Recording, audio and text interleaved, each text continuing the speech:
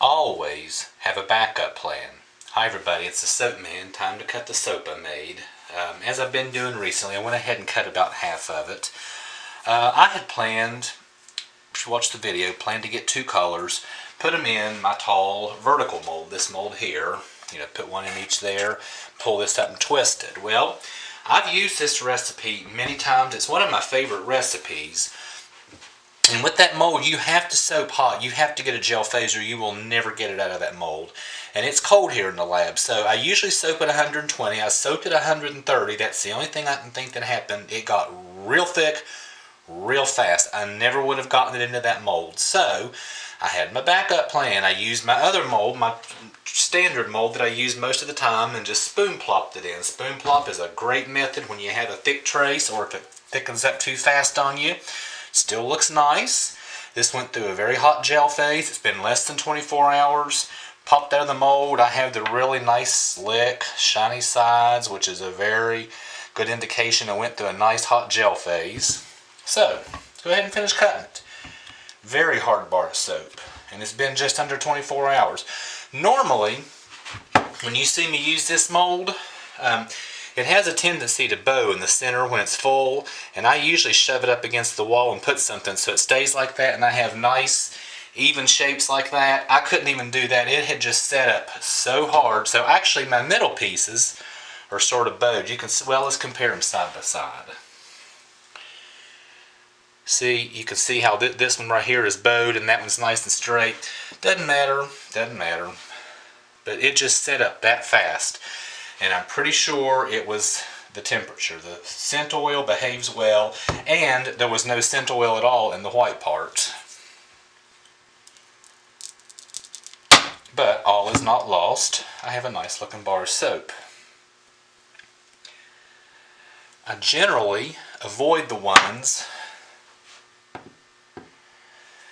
that darken, stand your butt up, that darken because maybe I don't have the intuition. I can only do so much with brown soap. But I like this one.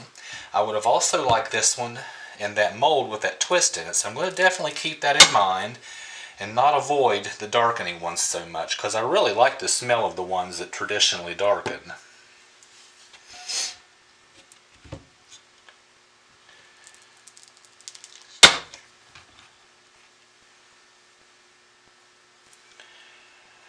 Can you see it? I do have a little bit of a gel. Yeah, you can see it. I have a little bit of a gel ring on those. I think when they dry out, they fully cure, that'll disappear. That normally doesn't happen to me either. And I know that it had to have gone through a really hot, full gel phase. As hot as it got and well wrapped as it was.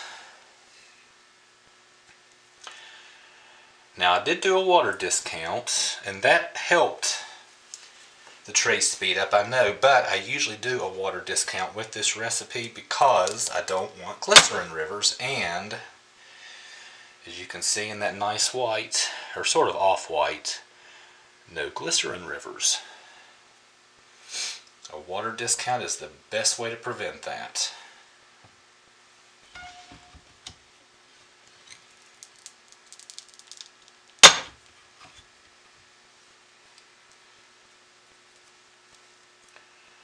Overall, I'm really happy with this, even though it's not what I planned.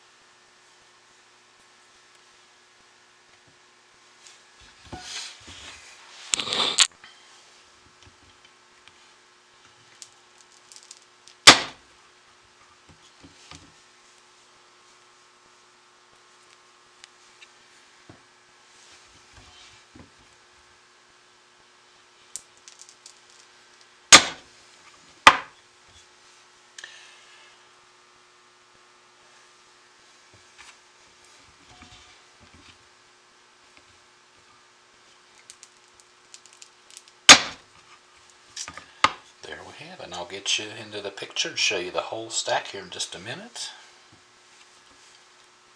Very nice.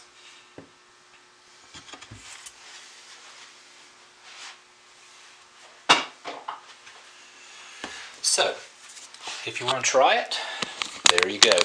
Actually, I do highly recommend this recipe. I highly recommend it. I love it. It's one of my favorites in the shower. If you go to the making video, check out the description below. I posted my recipe. Not bad at all. It's not what I had planned, and that's 3 weeks in a row. I don't know if I'm losing my touch or what, but every time the soap was saved. And of the 3 that didn't do as planned, this is my favorite. So anyway, I will see you next week, everybody, and thanks for watching. Bye.